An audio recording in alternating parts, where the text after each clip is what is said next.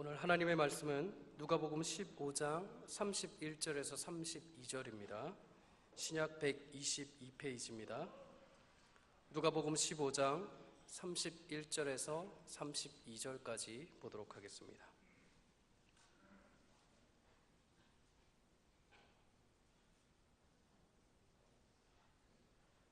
(31절) (32절) 함께 우리가 하나님 말씀 읽도록 하겠습니다. 아버지가 이르되 너는 항상 나와 함께 있으니 내 것이 다 내 것이로되 이 내 동생은 죽었다가 살았으며 내가 잃었다가 얻었기로 우리가 즐거워하고 기뻐하는 것이 마땅하다 하니라. 아멘. 감사합니다.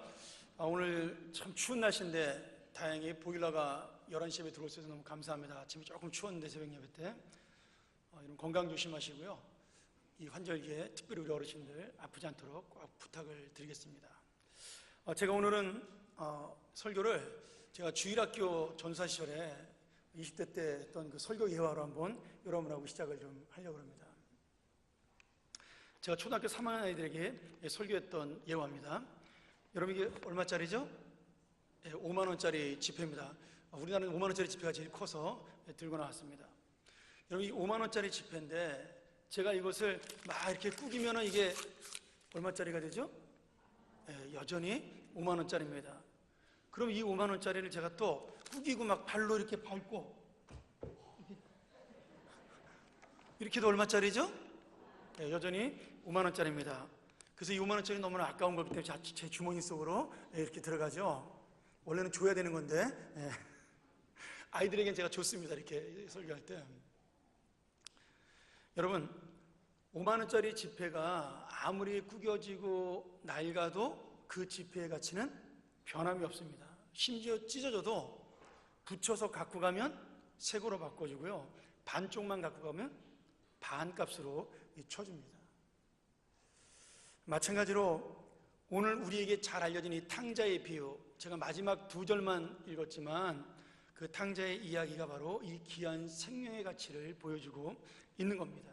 아무리 타락하고 방탕해도 그 아들의 가치는 사라지지 않는다라는 거죠. 여러분 이 이야기는 너무나 잘 알고 있는 이야기입니다. 한 부자에게 두 아들이 있는데 둘째 아들이 아주 망나니예요. 그래서 아버지가 돌아가시기 전에 아버지의 재산을 나눠달라고 매일같이 조르는 겁니다. 요새는 뭐 그런 집이 하도 많아서 망나니도 아니지만 예전에는 뭐 부모님이 돌아가시지도 않았는데 재산을 나눠달라는 건 상상도 할 수 없는 일이었죠. 근데 이 둘째 아들이 어차피 돌아가시면 다 형하고 내 건데 반뚝 띄어서 나 달라고 그냥 매일같이 아버지를 조르는 겁니다. 아버지가 너 밖에 나가면 집 나가면 고생이야. 그러니까 아버지랑 살다가 내가 늙어서 어련히 은퇴하게 되면 다 이 재산 너하고 형한테 주지 않겠냐. 그러니 그냥 여기서 같이 살자. 아무리 얘기를 해도 설득이 먹혀들지 않고 무조건 자기는 집을 나가서 독립하겠다고 재산을 달라고 요청을 하는 겁니다. 결국 견디다 못한 아버지가 재산의 한 몫을 떼어서 그 둘째 아들의 재산만큼 나누어 주게 되죠. 그리고 둘째 아들은 이 돈을 가지고, 이 재산을 가지고 밖으로 나가서 아버지처럼 열심히 사는 것이 아니라 허랑방탕하게 사치하고 마음대로 살다가 그만 그 돈을 다 써버리고 거지가 되어버리고 맙니다. 마침 그 땅에 큰 흉년이 들었어요. 먹을 게 없습니다. 이 거지가 된 둘째 아들은 집에 가기가 면목이 없으니까 남의 집에 종살이로 들어갔는데 그 종살이 갔던 집에도 먹을 게 없는 겁니다. 그래서 돼지가 먹는 쥐염열매라는 그 돼지 먹이도 잘 얻지를 못하게 되었어요. 너무나 힘든 이 거지가 된 둘째 아들의 마음속에 그 생각이 든 거죠. 우리 아버지 집에는 최소한 종들만 돼도 충분히 먹고 사는데 내가 왜 이 고생을 해야 되냐. 내가 아버지께 가서 잘못을 빌고 차마 아버지의 아들 노릇은 못하겠지만 창피하고 미안해서 종으로라도 그 집에 가서 먹을 거나 배불리 먹자. 여러분 아버지의 사랑을 생각한 것이 아니라 그저 자기가 살기 위해 아버지를 다시 찾아오죠. 그런데 이 아버지가 둘째 아들이 집을 나간 다음부터 날마다 빠짐없이 변함없는 사랑으로 그 아들이 돌아오기를 기다리면서 문 밖에서 밤이 늦을 때까지 그 아들을 기다리는 겁니다. 그날도 변함없이 밖에 나가 그 둘째 아들이 돌아올까 기다리고 있는데 저 멀리서 보니까 눈에 익은 둘째 아들이 고개를 숙이고 걸어오는 겁니다. 아버지니까 단번에 알아봤겠죠? 문제는 그 둘째 아들이 옷이 완전히 거지꼴이 돼서 돌아온 거죠.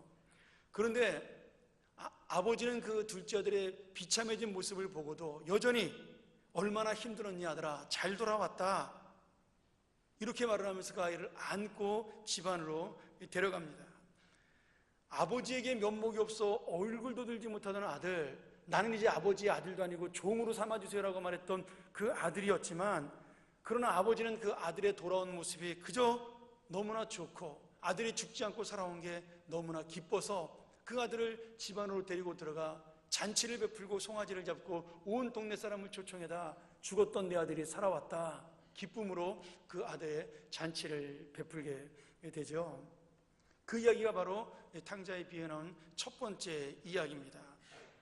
여러분, 마치 우리가 아무리 돈이 꾸겨지고 낡고 질밟혀도 그 돈의 가치가 여전한 것처럼 하나님께서는 어떤 사람도 사랑하는 자녀로 우리들을 바라보고 있다는 이 사실입니다.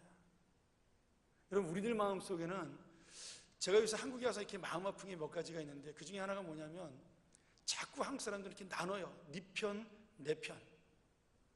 그래서 자기 편이 아니면 무조건 적입니다. 제가 제일 싫어하는 단어가 빨갱이라는 단어예요.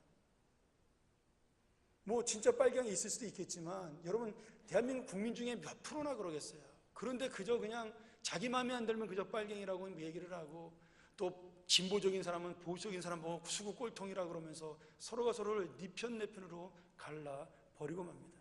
근데 그게 세상의 정치판에서만 그러는 것이 아니라 문제는 교회에서도 그런다는 사실이죠. 목사님들 중에도 말씀으로 사람을 좌우로 가르고 남북으로 갈라버리고 맙니다. 여러분, 우리가 65년 전에 6.25를 겪으면서 우리가 원하지 않던 전쟁을 하면서 나라가 반쪽이 났습니다. 원래 정상적으로 전쟁이 나지 않고 살았더라면 저나 여러분은 여기 살지 않고 지금 이북에 살고 있겠죠. 저희도 가족이 평양 사람들이니까 아마 저도 평양에서 목회하고 있었을 것입니다. 그런데 우리는 다른 나라 때문에, 아니면 몇 사람의 욕심 때문에 결국 나라가 반쪽이 되었고, 제가 지난번도 기도원 가다가 보니까 그 38선이라고 써있는 그 모습을 보면서 마음이 아팠어요. 근데 아직도 65년이 지났지만 통일은 영원한데도 지금도 우리의 마음속에는 서로가 서로를 가리면서 살고 있는 그 사실이 너무나 아픕니다. 하나님이 볼 때 저는 그런 생각이 들어요. 북한이 둘째 아들이라면 우리는 큰 아들이 아닌가, 그런 생각이 듭니다. 아무리 미워하는 김정은이라 할지라도 어쩌면 하나님의 복음이 필요한 사람 아니겠습니까? 믿고 안 믿고는 그 사람한테 달려있는 거지만 우리가 그 사람을 신앙적으로 미워할 이유는 없다라는 거죠. 그것이 바로 예수 그리스도의 복음입니다. 오늘 여러분, 이 둘째 아들은 잘나고 뛰어나서 아버지의 사랑을 받은 것이 아닙니다. 그저 아들이라는 이유 하나 때문에 그 가치를 인정받고 아무리 개차반으로 살았지만 그 아버지의 사랑으로 집에 다시 돌아오게 된 것이죠. 저는 최소한 우리 교회만큼은 이런 네 편 내 편으로 갈라지는 일이 없었으면 좋겠습니다. 그냥 우리는 하나님 안에서 한 사랑하는 형제요 자매입니다. 그냥 양이에요. 제가 목회를 하면서 저도 목사가 돼가지고 젊었을 때는 철이 없어 그런 거 잘 몰랐어요. 그런데 제가 40이 넘어서 교회를 이렇게 담임하면서 교인들하고 이렇게 이야기를 하다 보니까 요한복음 21장에 예수님께서 하신 말씀이 생각이 나요. 내 양을 먹이라고 말씀하셨죠.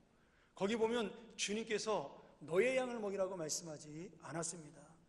예수님의 양, 내 양을 먹이라고 베드로에게 말씀하시죠. 근데 거기서 말하는 양은 어떻게 보면 뿔난 양도 있을 것이고 못된 양도 있을 것이고 좋은 양도 있을 것이고 나쁜 양도 있을 것이에요. 근데 하나님께서는 예수 그리스도는 사랑으로 그 모든 양들을 그냥 뭐라고 말씀하신다고요? 내 양이라고 말씀하시는 겁니다. 제가 그 말씀이 언젠가 갑자기 저에게 하나님의 은혜로 달라 보이기 시작을 했습니다. 아, 우리 교회에 나와 있는 모든 성도들, 그 사람들은 나의 양이 아니라 주님의 양이구나. 그냥 그 사람들이 뿔이 났든 혹이 났든 아니면 선하고 착하든 잘생겼든 못생겼든 아무 상관없이 그냥 그저 주님의 양이니까 우리는 주님의 양으로 그냥 사랑하면 되는 것이구나. 제가 그 마음을 깨닫기 시작을 한 거죠. 여러분, 교회는 누가 모인 곳이에요? 주님의 양들이 모인 곳입니다. 특별한 다른 양이 없는 거예요. 그저 그냥 주님의 양이 모인 거죠. 여러분, 제발 남북으로 가르고 좌우로 가르고 동서로 가르고 지방으로 가르고 요새는 또 돈 때문에 강남과 강북으로 갈리고, 여러분, 교회만큼은 우리만큼은 그래서는 안 됩니다. 하나님에게는 모두가 다 소중한 아들이고 딸인 거죠. 오늘 우리가 하는 것처럼 이 비유를 우리가 탕자의 비유라고 부릅니다. 그런데 참 놀랍게도 이 탕자의 비유는 우리가 만든 말이에요. 하나님은 한 번도 이 집 나간 둘째 아들을 탕자라고 부르지 않았습니다. 우리가 부른 거죠. 이 아들은 아버지에게 있어서 탕자가 아닙니다. 그냥 사랑하는 막내 아들인 거예요. 근데 우리가 지금 탕자라고 부르고 우리가 못된 놈이라고 부르면서 그 아이를 재단하고 칼질하고 판단을 하는 거죠. 여러분, 탕자라는 단어는 그 아들을 평가하고 판단하는 누구의 기준이에요? 아버지의 기준이 아니라 다른 이웃 동네 사람들의 기준입니다. 아버지는 지금 자식이 어떤 모습을 가지고 있든 지금 내 사랑하는 자식이고 소중한 아들입니다. 그 이상도 기하도 없는 거죠. 이것이 우리를 사랑하신 하나님 아버지의 모습입니다. 이것이 바로 나를 구원하신 예수 그리스도의 사랑이에요. 그러니 우리가 이 사랑을 받았는데 우리가 똑같이 한 생명을 소중히 여기고 사랑하며 사는 것이 너무나 당연한 일입니다. 우리 교회가 평안교회 한 사람 한 사람 모두가 이 사랑을 놓치지 않고 살아가야 우리는 이 교회가 존재하는 의미가 있는 겁니다. 저는 우리 교회에 정말 팔도의 모든 사람들이 모이고요, 가난하고 부자고 어떤 사람이 상관없이 다 같이 모였으면 좋겠어요. 그래서 그 모두가 함께 어울려서 모두가 다 주님의 양이 되고 주님의 자녀가 되어 서로 사랑하고 아끼는 모습, 여러분, 그것이 바로 천국의 모습입니다. 근데 문제는 아버지는 둘째 아들을 그냥 아들로 받아들이는데 그동안 집에서 모시고 살았던 큰아들은 그 반응이 다르다는 겁니다. 이게 중요하죠. 큰아들이 일을 마치고 집에 돌아오니 힘들어 죽겠는데 집안이 시끌벅적 야단법석입니다. 야, 일꾼에게 도대체 집에 무슨 일이 있느냐 이렇게 물어보니까 짐당한 동생이 돌아왔더니 당신의 아버지가 너무 기뻐서 지금 송아지를 잡고 잔치를 베풀어 동네 사람들 초청해서 신나게 즐기고 있다는 그런 이야기를 듣는 겁니다. 아니, 아버지의 재산을 가지고 방탕하게 살다가 거지가 되어 돌아온 그 동생놈, 아니 이제 동생도 아니야, 보는 것만으로도 화가 나는데 그런 배은망덕한 놈을 위해서 아버지가 잔치를 베푸는 모습을 보니까 이 큰아들의 머리에 피가 거꾸로 솟는 겁니다. 여러분, 큰아들이 나쁜 놈이라서 그럴까요? 큰아들이 못된 사람이라서 그래요? 아닙니다. 큰아들은 아주 지극히 정상적이고 평범한 사람입니다. 바로 우리이기 때문이에요. 똑같은 마음을 가지고 있는 일반적인 사람입니다. 둘째 아들이 한 짓을 보면 당연히 큰아들의 마음에 그렇게 들어야 정상이죠. 저도 하나님의 사랑을 잘 모르던 젊은 시절에는요, 철이 없으니까 목회를 하면서도 사랑받을 만한 사람은 따로 있다고 생각을 했습니다. 사람답게 행동을 하고 살아야 그 사람이 사랑을 받을 만한 자격이 있다고 생각을 한 거죠. 지는 그렇게 못 살면서, 자기는 그런 사람인 줄 착각하고 그렇게 생각을 한 겁니다. 근데 여러분, 한번 세상을 보시고 주위를 보세요. 제 말이 맞는가 틀리는가요? 정말 정이 안 가는 사람들이 있잖아요. 주는 거 없어도 미운 사람이 있는데 거기다가 또 못되기까지 해. 진짜 마음에 안 들죠. 꼭 교회 나오면 누구네 엄마가 그런 짓을 해, 그렇죠? 네. 그런데 그런 사람들을 하나님이 이 교회의 형제자매로 부르셨다는 거예요. 야, 정말 미치겠어요. 평생 그렇게 살다가 죽을 못된 사람, 정말 악하고 이기적이라서 자기만을 위해서 사는 사람, 야, 저런 사람이 예수 믿고 구원받으면 너무 나랑 같이 예수 믿는 게 너무 억울하고 불공평할 만큼 나쁜 사람, 그런 사람이 교회에 와서 톡톡 앉아 있는 겁니다. 그러니 여러분, 그런 사람을 바라보는 저의 마음, 여러분의 마음, 큰아들의 마음이 어떻겠어요? 둘째 아들이 지금 그렇습니다. 아버지를 쪼르고 쫄라서 재산을 달라고 했을 거예요. 아마 어쩌면 이놈이 아주 못된 놈이니까 그 재산을 나누어 달라고 아버지와 형에게 행패를 부리고 집안 물건을 다 때려 부시면서 아마 아버지를 졸랐을지도 모릅니다. 성경적으로 보면 아버지의 은혜를 배신한 페르나이고 불량한 아들입니다. 거기다 재산을 가지고 나가 어떻게 했어요? 전부 다 낭비하고 빈털터리가 되어 돌아왔습니다. 여러분, 정상적인 눈으로 그 사람을 바라보면 어떻게 돼요? 야, 저놈 저거 고생해도 싸다 싸, 이렇게 나와야지 되는 거죠. 당연한 겁니다. 저놈은 혼 좀 나야 돼. 이것이 바로 우리들의 마음입니다. 여러분, 제가 이런 마음을 가졌었어요. 부자보다는 가난한 사람이 좀 더 동정을 받아야 되고, 불쌍한 사람이 하나님의 사랑을 더 많이 받아야 되고, 악하고 나쁜 사람보다는 착하고 선한 사람들이 하나님의 은혜와 복을 받아야 맞는 것이다라는 오해를 한 거죠. 근데 제가 이 큰아들의 마음과 동네 사람의 마음을 가지고 그렇게 성경을 본 적이 있었는데, 제가 어느 순간에 하나님의 말씀을 읽는데 하나님 저에게 그 마음을 주시더라고요. 아버지에게는 그냥 아들이 있을 뿐이다. 나쁜 아들, 좋은 아들이라는 것은 하나님에게는 없다. 그렇다면 너같이 나쁜 놈은 어떻게 구원을 받겠냐. 하나님이 그런 마음을 저에게 주시더라고요. 여러분, 부자는 돈이 많으니까 하나님의 구원이 필요 없나요? 죄를 지은 사람은 죄값을 치러야 되니까 하나님의 사랑을 받으면 뭔가 좀 우리가 착하게 사는 우리가 더 억울한가요? 아니면 선하고 착하게 사는 사람이 고생하면 그 사람이 더 불쌍하고, 우리들 마음이죠. 더 많이 복을 받아야지 옳다고 생각이 드나요? 그렇지 않습니다. 하나님의 마음에는 모두가 다 죄인입니다. 다 불쌍하고 연약하고 동정할 만한 아들이고 딸이에요. 못됐기 때문에 더 불쌍하고요, 나쁘게 살기 때문에 마음이 더 안타까운 겁니다. 그게 부모의 마음인 거죠. 오늘 여러분, 어떤 자식이 눈앞에 있어도 그저 어머니 아버지의 눈앞에 그 자식은 사랑하고 소중한 자식입니다. 이 세상에 나쁜 자식이란 말은 없는 겁니다. 그냥 아들이고 딸일 뿐이죠.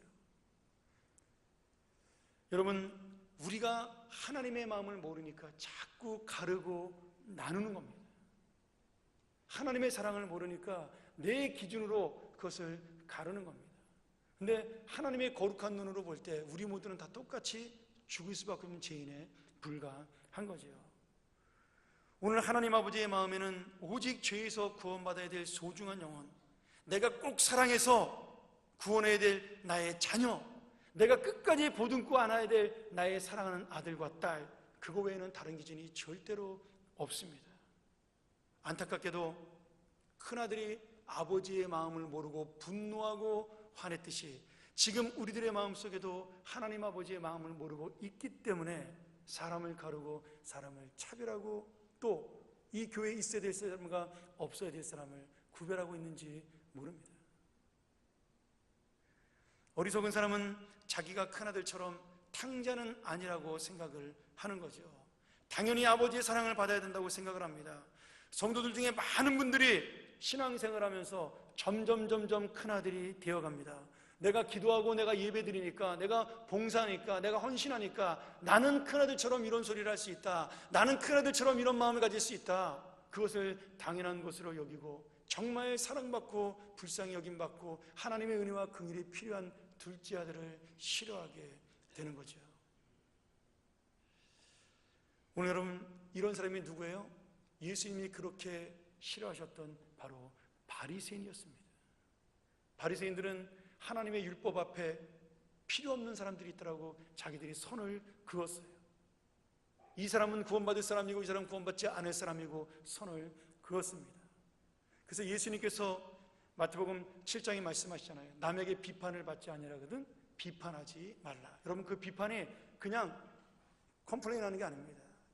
그 사람을 욕하는 게 아니에요. 너는 더 이상 구원받지 못할 그러한 인생이야 라고 선을 긋는 정죄를 거기서는 비판이라고 이야기하는 겁니다. 많은 이스라엘의 바리새인들이 하나님의 말씀을 알고 있으면서도 그렇게 선을 그었습니다. 그래서 사마리아 사람들은 구원 못 받아, 이방 사람들은 구원 못 받아, 두로와 시돈 사람들은 하나님이 버린 사람들이야, 이런 식으로 자기들만이 하나님의 사람이라고 생각을 한 거죠. 그러나 예수님께서는 그런 사람들의 마음을 깨트리기 위해 사마리아 여인을 찾아가셨고, 두로와 시돈에 가서 수로보니게 여인의 딸을 고쳐주시고, 이방인 백부장의 하인을 고쳐주는 그런 놀라운 하나님 아버지의 마음을 보여준 것입니다. 주님은 이스라엘 사람만 구원하기 위해서 오신 것이 아니라, 하나님 아버지는 이스라엘 사람만 구원하는 것이 아니라 온 세계 모든 사람들을 사랑한다라고 그 놀라운 선포를 위하여 예수님께서는 이 땅에 내려오신 거죠. 근데 우리는 어느덧 예수를 점점점 오래 믿으면서 내 마음속에 내가 오래된 교인이기 때문에, 오랫동안 예수를 위하여 살아왔기 때문에 내가 특별히 더 사랑을 받아야 된다는 그러한 교만한 마음과 그런 자신감, 말도 되지 않는 그런 자존감이 스스로를 망치고 있는 겁니다. 저희 막내아이가 4살 정도 되었을 때 일입니다. 미국 가기 바로 전이니까 아마 그 정도 됐던 것 같아요. 한 번은 여름에 제가 교회에 출근을 했는데 관리 집사님이 저한테 오셔가지고 우리 아들이 어저께 벌인 일을 갖다가 재미있게 이야기를 하는 거예요. 목사님, 막내 아들 진짜 귀여워요. 왜요? 그랬더니 어제 제 집이 사택하고 한 1분밖에 안 떨어져 있었습니다. 바로 옆에 붙어 있었거든요. 근데 이 녀석이 동네 아이들 5-6명을 데리고 교회로 놀러 온 거예요. 이제 골목이 좁으니까. 저도 왜 그랬는지 모르겠어요. 근데 제가 있던 교회가 2층에 영화부실이 있었는데 그 영화부실을 꼭 문을 열어놓습니다. 이제 기도하러 오는 분도 있고 그러니까, 교육자실이랑 붙어 있기 때문에. 근데 저는 뭐 신방에 갔으니까 전혀 몰랐죠. 근데 애가 이제 5-6명을 데리고 영화부실에 데리고 와서 다 방석 하나씩을 나눠주면서 이렇게 얘기했더라는 거예요. 야, 너네들 내 말 잘 들어. 우리 아빠가 여기 교회 목사님이고 여기 영화부실 우리 교실이니까 너희들 내 말 잘 들어야 돼. 이렇게 얘기를 했더라는 거죠. 또 아이들이 그 얘기 듣고는 고개를 끄덕끄덕거리면서 말 잘 듣겠다고 또 그러더래요. 그래놓고는 삽시간에 영화부실을 난장판으로 만들어 놓고 집으로 가버린 겁니다. 그러니까 집사님이 이제 그걸 이제 2층에 청소하러 왔다가 보신 거죠. 그리고 너무나 어이가 없고 귀여우니까 그냥 애들 놀게 내버려뒀다가 이제 간 다음에 청소를 다 하고 아침에 제가 이제 교회 오니까 그 얘기를 재밌게 하시는 거예요. 근데 제가 얼마나 집사님한테 미안한지. 여러분, 4살짜리 아이도요, 지가 특권을 가지고 있다고 생각을 해요. 목사들이, 담임 목사들이 아니고 부목사들이. 어이가 없잖아요. 지가 영화부실에 와서 청소를 한번 하기를 해서 매일 어질러기만 했으면서 자기네 교실이라고 큰 소리를 땅땅 치고 내 거라 그러는 거예요. 여러분, 4살짜리만 그럽니까? 40이 돼도 80이 돼도 똑같습니다. 이 교회는 내 거고 내가 세웠고 내가 봉사했고 내가 출석한 교회고 난 5살 때부터 6살 때부터 이 교회 다녔고, 그러니 나는 이 교회에 뭔가 큰 소리 칠 만한 자격이 있다라고 우리들 마음속에 체면이 있으니까 겉으로는 드러내지 않지만 속으로는 그런 생각들을 하고 있다라는 겁니다. 여러분, 영화부실에 가서 논다고 다 경건한 아이가 아닙니다. 아버지와 함께 산다고 해서 전부 효자가 아니에요. 어떤 사람이 효자입니까? 아버지의 마음을 알고 아버지가 원하는 대로 살아야 효자죠. 여러분, 지금 큰아들은 자기는 효자라고 착각을 하고 있는 거예요. 아버지를 모시고 있으니까. 아버지를 모시고 있는 거예요? 아닙니다. 아버지가 데리고 있는 겁니다. 나가면 어떻게 돼요? 요새 광고에 나오는 것처럼, 텔레비 광고에 그런 거 나오잖아요. 집 나가면 개고생이라고. 둘째들처럼 그런 고생하기 싫어서 지가 남아있는 거지 아버지 모시고 있는 거 아니잖아요. 그게 착각입니다. 여러분, 우리가 그 착각을 하고 있는 거예요. 내가 하나님을 위해 교회 나와주는 게 아닙니다. 여러분, 이 교회 나오지 않으면 죽어요. 생명이 끊어집니다. 영혼이 죽습니다. 여기 나와야 살 수 있으니까 나오는 거죠. 하나님이 우리를 위해 여기에 계신 거예요. 제가 하나님이라면 골치 아파서 여러분들하고 안 놀아요. 생각들이 다 다른데 이거 다 어떻게 맞추고 살아요? 오늘 큰아들이 진짜 효자면요, 나 혼자 잘난 아들이라고 생각하지 말고 어떻게 해야 돼요? 아버지가 날마다 동생 그리워하고 기다리니까 동생이 어떻게 사는지 수소문해 봤어야 되는 거 아닙니까? 그리고 그 동생을 어떻게든 설득해서 집으로 데리고 왔어야 되는 거 아닌가요? 아니면 그 정도는 못하더라도 최소한 동생이 돌아왔을 때 화를 내는 것이 아니라 반가워했어야 아들이고 형이죠. 지금 이 큰아들은 뭐만 보여요? 살찐 송아리 한 마리밖에 보이지 않는 겁니다. 죽었다 살아난 동생이 왔는데 살찐 송아지 한 마리만도 못한 겁니다. 아마 그 집안의 재산으로 볼 땐 송아지가 수백 마리 있을 텐데 말이죠. 여러분, 참 재밌게도 예수님의 많은 비유 중에서 이 탕자의 비유, 사실은 탕자의 비유가 아닙니다. 그건 우리가 만든 말이고 진짜로 정확하게 말한다면 하나님 아버지의 사랑의 비유입니다. 그 제목을. 탕자의 비유는 우리가 만든 잘못된 제목이에요. 세상에 탕자란 없습니다. 그냥 이 비유는 하나님 아버지의 사랑을 우리에게 보여주는 비유입니다. 근데 이 비유에 참 재밌게도 결론이 나와 있지 않습니다. 큰아들이 막 화를 내니까 아버지가 큰아들을 설득하잖아요. 야, 죽었던 네 동생이 돌아오지 않았냐. 근데 이 큰아들이 뭐라 그래요? 동생이라고 부르지도 않아요. 기분 나쁘니까. 뭐라고 부릅니까? 아버지의 아들이에요. 나는 저놈 동생 아닌 거예요. 아버지한테는 아들인지 모르지만 나하고는 상관없는 놈인 겁니다. 그런데 아버지가 그 큰아들을 안고 부탁을 하잖아요. 네 동생 사랑해라. 죽었다 돌아오지 않았냐. 그리고 여러분, 그 뒤에 결론이 없습니다. 형이랑 동생이랑 화해했다는 말도 없고요, 아버지의 말에 순종했다는 말도 없고요, 아니면 이 큰아들이 나 열받아서 이번엔 내가 뛰쳐나간다, 저 꼴 보기 싫어서 그러고 나갔다는 얘기도 없는 거죠. 저는 이 말씀을 보면서 왜 예수님께서 결론을 맺지 않냐고 이 비유를 끝을 냈을까? 왜 여운을 남겼을까? 예수님이 멋진 문학가라서 그런가요? 멋진 소설가들이 끝을 이렇게 맺잖아요. 여운을 남기고. 여러분, 그게 아닙니다. 제가 이 말씀을 바라보니까 이 이야기의 결론을 예수님이 맺지 않으신 것은 그 결론을 누구고 맺으라고요? 우리들에게 맡긴 겁니다. 이 결론의 답을, 이 드라마의 답을 우리들에게 맡긴 거예요. 오늘 여러분, 제가 여담인데 제가 진짜 오랜만에 저희 딸아이랑 지난주에 드라마를 봤습니다. 그녀는 예뻤다. 보시나요? 네. 정말 한국에 가지고 오랜만에 재밌더라고요. 오랜만에 보니까.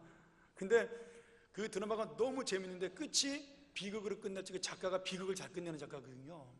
그래서 그 희극으로 끝낼지 지금 아무도 모르는 거예요.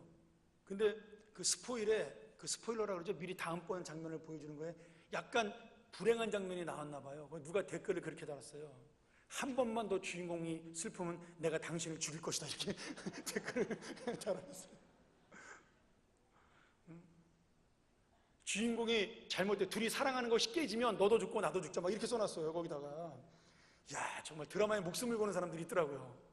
여러분, 왜 그럴까요? 우리 마음속에는 전부 다 사랑으로 끝내고 싶고 행복으로 끝내고 싶은 마음이 다 있기 때문입니다. 저는 그래서 영화를 볼 때 꼭 끝장면 먼저 봅니다. 그래서 끝이 행복한 걸 보고 처음부터 다시 봐요. 저는 울면서 끝나는 거 딱 질색입니다. 마음이 약해가지고. 생긴 게 제가 험악해도 제가 아주 연약한 사람이거든요. 눈물로 끝나는 영화 보고 나면 한 3일 가요, 그 후유증이. 근데 누군들 다 그런 마음을 가지고 있지 않겠어요? 다 좋은 인생으로 끝나기를 원하는 겁니다.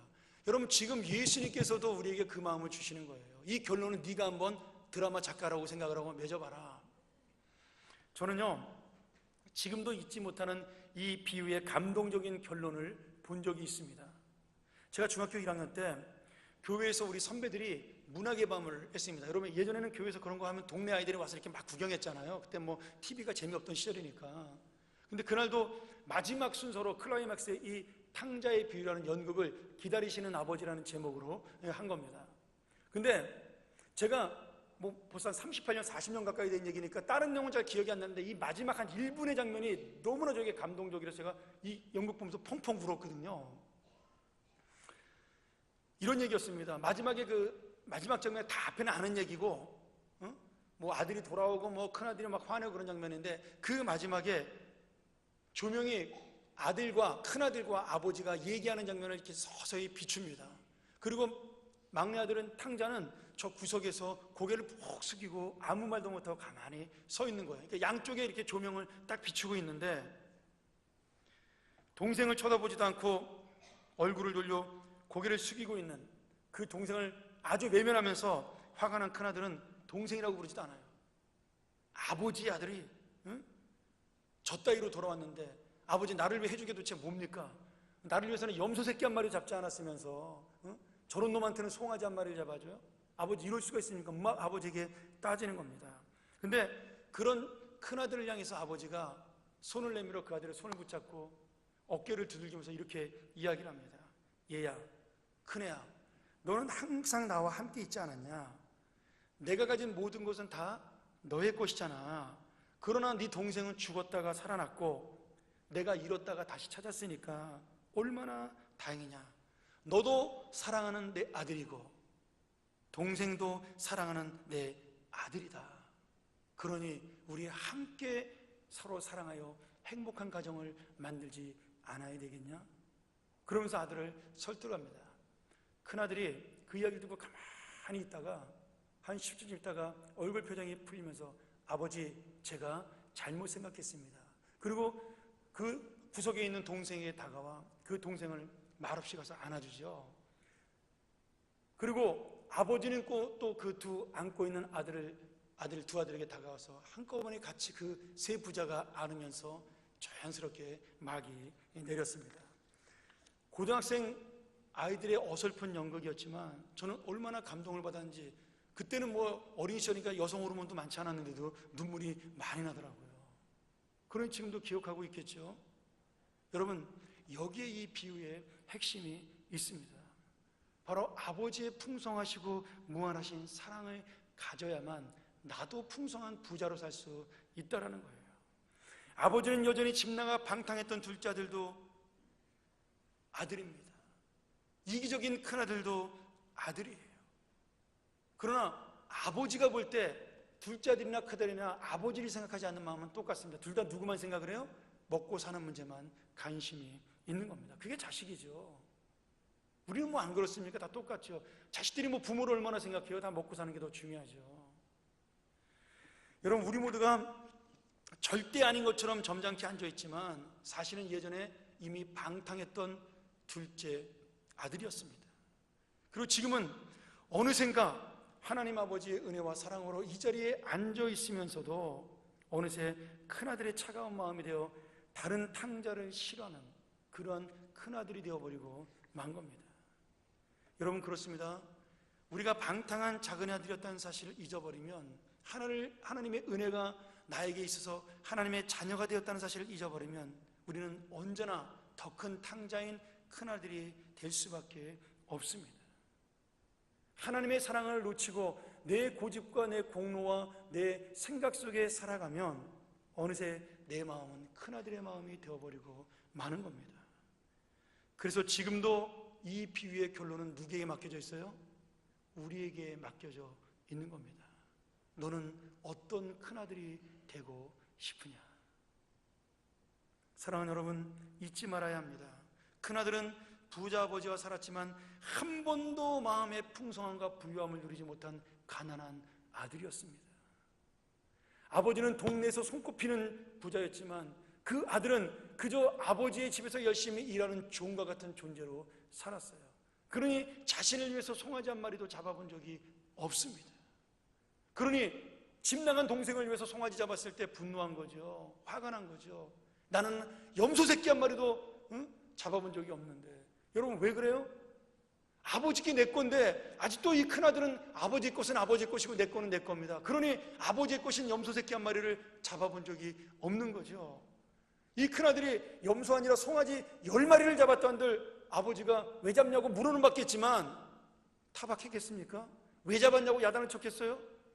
왜냐하면 아버지의 것은 다 그 큰아들의 것인데 말이죠. 큰아들은 전혀 그 사실을 알지 못했던 겁니다. 만일 큰아들이 아버지가 진짜 부자고 내가 그 부자 아버지의 진짜 부자 아들이라고 생각하고 살았다면 아버지의 것이 내 것이고 내 것이 아버지의 것이기 때문에 내가 진정으로 아버지를 모시고 사는 아들이라고 생각을 했다면 지금 돌아온 작은 아들을 향하여, 동생을 향하여 이렇게 말했겠죠. 아버지, 우리 동생을 향하여 돌아온 저 녀석을 위해서 소 한 마리 더 잡읍시다. 아니, 소뿐만 아니라 죽었던 동생이 살아왔는데 닭도 잡고 돼지도 잡고 동생 사람들 더 모아서 잔치를 크게 벌입시다. 이렇게 말했어야 되는 거 아닙니까? 오늘 여러분, 결국 무엇이에요? 내 안에 아버지의 풍성한 사랑과 은혜, 그 부유함에 대한 그 가치를 알고 살아야, 내가 진짜 부자가 되어야 바로 이 마음이 나올 수 있는 겁니다. 지금 큰아들은 자기의 것이 없어요. 전부 다 아버지의 것만 있습니다. 사실은 아버지의 모든 것이 또한 다 자기의 것인데 말이죠. 어쩌면 이 큰아들 마음속에는 아버지 돌아가시기만 기다렸는지도 모르겠죠. 여러분, 그러니 누가 진짜 탕자일까요? 아버지의 소 한 마리 더 잡읍시다는 풍성한 마음을 가져야 그 풍성한 복이 아버지의 것으로 끝나지 않냐고 진짜 내 것이 되는 겁니다. 여러분, 아무리 내 것처럼 보여도 쓰지 않으면 그것은 길가에 굴러다니는 돌멩이만도 못한 겁니다. 땅속에 묻혀있는 그런 돌멩이에 불과한 거예요. 말씀 정리할까요? 제가 설교를 할 때 가장 힘들고 어려운 설교 주제가 뭐냐면 하나님 아버지의 사랑을 전하는 바로 오늘과 같은 말씀입니다. 오늘도 그래서 힘들어요. 왜 힘드냐면 이 하나님의 사랑을 받은 난데, 내 것인데 부끄럽게도 이 사랑을 내가 다 쓰지 못하는 어리석고 연약한 마음을 나도 가지고 있기 때문입니다. 또 한편 하나님의 말씀에는 이 하나님의 사랑을 너무나 크고 놀랍게 표현하고 있지만 제가 머리가 부족하고 지혜가 안 돼서 아무리 열심히 준비하고 설교를 해도 이 놀라운 하나님의 사랑을 완전하게 전할 수 있는 능력이 안 되기 때문입니다. 그래서 하나님의 사랑에 대한 설교를 하면요, 너무나 당연한 말씀인데도 끝나고 나면 항상 오늘도 다 제대로 전하지 못했어, 답답한 마음이 항상 앞섭니다. 오늘도 마찬가지죠. 여러분, 내가 아무리 열심히 전해도 이 놀라우신 아버지 하나님의 사랑이 100분의 1도 전달이 되지 못할 겁니다. 근데 어제 제가 이 말씀을 준비하다가 하나님이 저에게 그 마음을 주셨어요. 야, 네가 완전히 전하지는 못하지만 답답한 마음이지만 그러나 이 문제를 해결할 방법이 있다라고 저에게 지혜를 주셨습니다. 어떤 지혜예요? 저와 여러분이 한 사람 한 사람은 한 영혼 한 영혼, 한 생명 생명을 소중히 여기는 하나님의 사랑으로 살아간다라고 결심을 할 때 이 말씀을 통해 우리 교회가 정말 무엇을 위해 살아가는 교회인가를 고민하고, 정말 그 한 영혼, 내 옆에 있는 형제와 자매의 아픔을 돌아보고, 그가 내가 좋아하는 사람이든 싫어하는 사람이든 상관없이 그가 아플 때 내가 위로해주는 그러한 진짜 하나님 아버지의 풍성한 사랑을 주는 자녀가 될 때, 그것이야말로 제 부족한 설교를 완성하는 하나님의 진짜 사랑이 될 줄로 믿습니다. 사랑하는 여러분, 어떤 사람도 주님의 마음으로 사랑하는 우리 교회, 내가 싫은 사람도 주님의 사랑 때문에 소중히 여기는 평안교회, 이 교회에 찾아오는 모든 상처받은 영혼들, 위로받아야 될 영혼들, 그 어떤 영혼도 내가 하나님 아버지의 마음으로 돌아보고 관심 갖는 그러한 하나님의 교회, 이것이 바로 우리의 진정한 설교요, 풍성한 나의 참된 인생이 될 줄로 믿습니다. 기도하시겠습니다.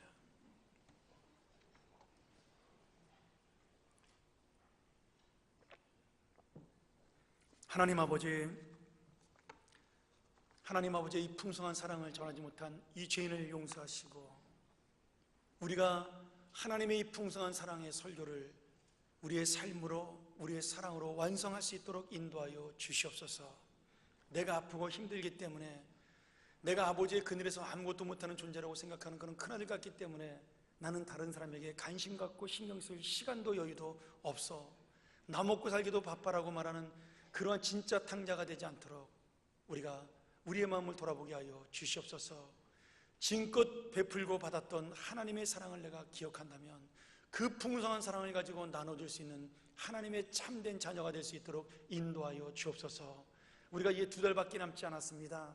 이 2015년도를 보내면서 바로 이 나라와 이 민족이 이 풍성한 아버지의 사랑으로 하나 되는 나라가 되게 도와 주시옵소서. 취직하지 못하여 미래를 방황하는 젊은이들을 우리가 안타까이 여기는 우리의 마음이 될 수 있도록 도와주시고, 전셋값이 올라가는 것을 감당하지 못하여 이리저리로 지방으로 옮겨다니는 그런 젊은 세대들을 안타깝게 여기는 우리의 마음들이 되게 도와주시옵소서. 이들을 돌아보는 위정자들이 되게 도와주시고, 이들을 돌아보는 지도자들이 되게 도와주시옵소서. 하나님이 합한 것을 우리가 가르지 않도록 우리의 마음을 인도하여 주시옵소서.